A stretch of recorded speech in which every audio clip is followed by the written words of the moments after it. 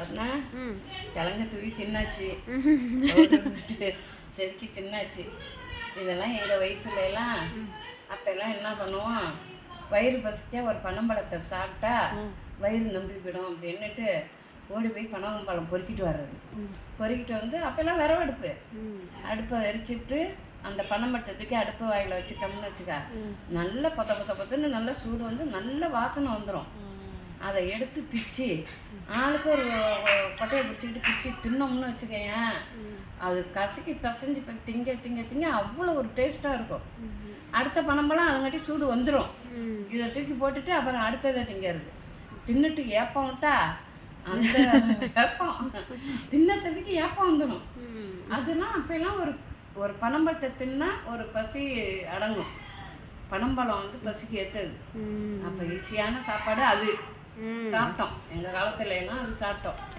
அதனாலதான் இப்ப கொஞ்சம் தரம் நம்ம இப்ப சொல்ற பத்தியா, அதுதான் உண்மை. கொஞ்சம் தரம் அந்த பனம்பழம் காவலி கிழங்கு பறிச்சுட்டு வந்து அவிச்சு உக்காந்துருக்க நேரம். இப்ப எனக்கு அந்த காவலி கிழங்குலாம் எங்கம்மா இருக்கும்? நம்ம வீட்டுல அந்த செடியெல்லாம் இல்ல அதை திங்கிறது.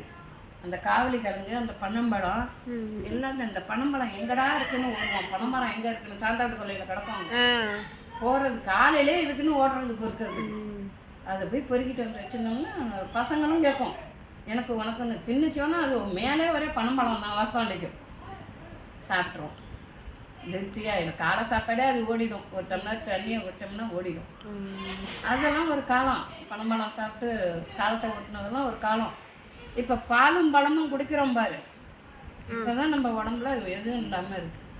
அப்போ உள்ள சத்து மாரி இருந்தால் மறுவள்ளி கிழங்கும் சக்கரவள்ளி கிழங்கும் பழங்கிழங்கும் தின்றுருந்தோம். இப்போ தின்னுக்கிட்டே இருந்தோம்னா உடம்பு கெட்டாகும். அதெல்லாம் இல்லைங்கிறதுனால தான் உடம்பு இவ்வளோ வீக் ஆகும். இப்போ நீயே இவ்வளோ ஃபீல் பண்ணுறியம்மா. இப்போ உள்ள ஜென்ரேஷன்லாம் என்ன பண்ணுவாங்க?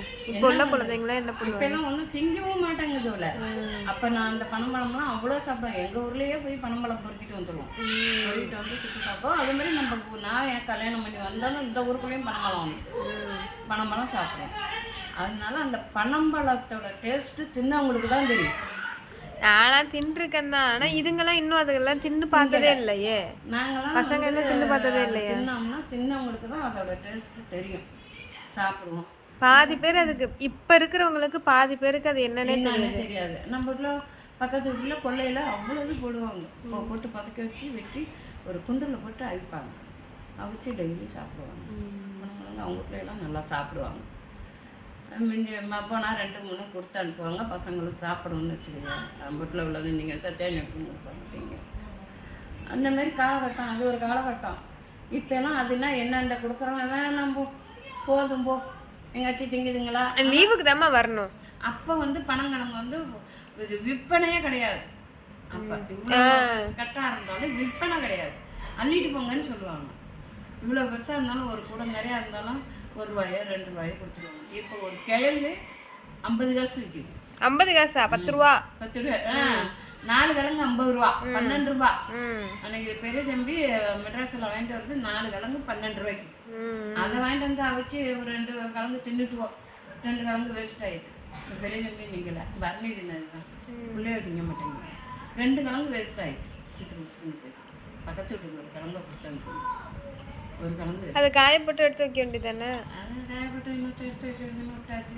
அதேமாதிரி அந்த நான் தான் சொன்னேன் தம்பிகிட்ட, தம்பி இந்த பனங்கிழங்கு நல்லது உடம்புக்கு, இதை 4 வாங்கிட்டு வாப்பான்னு. அது நான் திரும்பணும்னு நினச்சிக்கிட்டு போல இருக்கு. எனக்கு தான் பல்லு சரின்ட்டு நான் அதை விட்டேன். எனக்கு பாருங்க அதெல்லாம் எனக்கு ஒரு ஆசை, இந்த பனங்கிழங்கு திங்கணும் எப்படின்னு. அதனால எப்படி இருந்தாலும் இதை சீவி ஒரு வாயில் அள்ளி போட்டோம்னா அந்த ஆசை திங்கிச்சு. சரியா போச்சு ஆசை.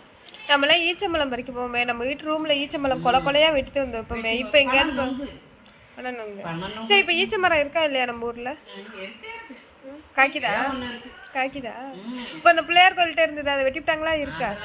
அச்சோ, அதெல்லாம் அது நல்ல திட்டு அதை வெட்டியாச்சு. இங்கே இருக்கும் வீரகுமார் இருக்கட்டும் கொள்ளையிட்ட, அதில் இருக்கும் ஈச்சமரம். அதை வச்சுட்டு வந்து பழுக்க வச்சு பையன் நிறைய ஒரு கையில் அள்ளி கொடுத்தா பிள்ளைய தின்னுக்கிட்டே பள்ளிக்கூடம் போயிடும். எனக்குலாம் ஈச்சம்பழம் சாப்பிடணும்னு ஆசையாக இருக்குமா?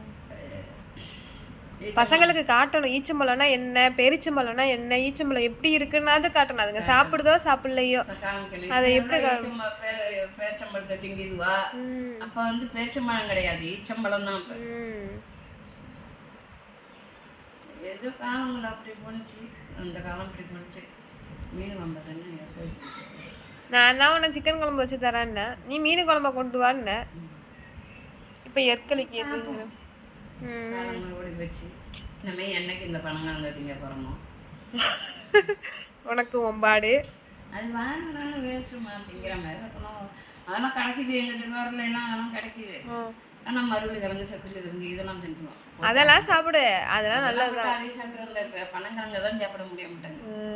அதுக்கு இந்த மாரி சீவிக்கிட்டு உட்காந்துக்கிட்டு 2 பேரும் மனக்கட்டுக்கிட்டு ஒரு கிழங்க சீவுனா போகணும். என்னால் இப்போவே திங்க முடியல, என் பல்லெல்லாம் மாட்டேங்குது. இருக்கும் தின்னா தண்ணி குடிச்சா ஒரு மாதிரி. பனங்கிழங்குல உள்ள ஒரு அதெல்லாம் ஒரு நோயை கட்டுப்படுத்துது. பனங்கிழங்கு வந்து அதுக்கான நோயை கட்டுப்படுத்துது. அதுதான் பனங்கிழங்கு சாப்பிட்ணுன்னு இப்போ டாக்டரே சொல்கிறாங்க. பனங்கிழங்கு சாப்பிடுங்க, இந்த நோய்க்கு அது நல்லது, காட்டுக்கு நல்லது அப்படின்னு சொல்கிறாங்க. அதெல்லாம் சாப்பிட்றது நல்லது. இப்போ உள்ள பிள்ளைங்கள்லாம் அது சாப்பிட்ணும். ஏன்னா சத்து குறைவாக இருக்குது, வைட்டமின் சத்து குறைவாக இருக்குது, அது குறைவாக இருக்குது, இது குறைவாக இருக்குங்கிறாங்க, தெம்பு இல்லைங்கிறாங்க. இந்த பனங்கிழங்கெல்லாம் வாங்கி அவிச்சு கொடு திங்கிட்டு. நான் இதுங்க திங்க தான் செய்யுதுங்க. பனங்கிழங்கு, சக்கரவள்ளி கிழங்கு, மரவள்ளி கிழங்கு, இழந்த பழம், நோய் கொஞ்சம் நாவப்பழம் சக்தி வரும். இதில் எதுக்கு சக்தி வரும். அதெல்லாம் ஓரளவுக்கு சாப்பிட தான் வைக்கிறேன். நம்ம ஊரில் கொடிக்காப்பள்ளி மரத்தில் இருக்குமே, இங்கெல்லாம் அது காசு கொடுத்தாங்க. அன்னைக்கு கேட்குறேன், 1/4 கிலோ 90 ரூபாயாம். கொடிக்காப்பள்ளி காய் தானே, நம்ம ஊர்லேயும் விற்கிது.